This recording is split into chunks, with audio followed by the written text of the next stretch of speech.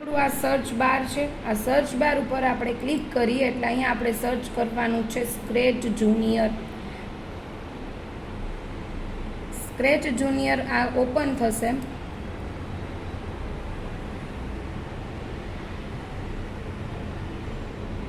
ત્યારબાદ અહીંયા home button આપેલું છે. આ હોમ બટન ઉપર ક્લિક કરવાનું. ત્યારબાદ હવે આપણે કોઈ બી ન્યૂ પ્રોજેક્ટ, આપણો જે સ્ટોરી બનાવી છે આપણે એના માટે આપણે ન્યૂ પ્રોજેક્ટ ઓપન કરવો હોય ત્યાં પ્લસ સાઇન ઉપર ક્લિક કરવાનું.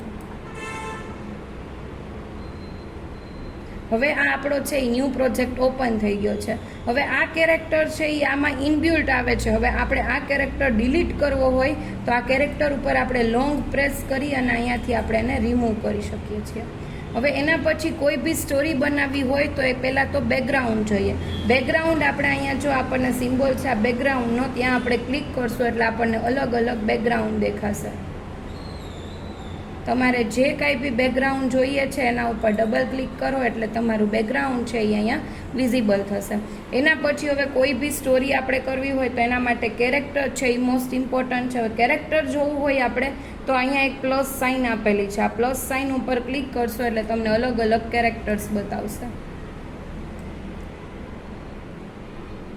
તમારે જે બી કેરેક્ટર જોઈએ અને તમારે કેરેક્ટરને લઈ અને તમે આને એડજસ્ટ કરી શકો છો તમારે જ્યાં મૂકવું હોય ત્યાં.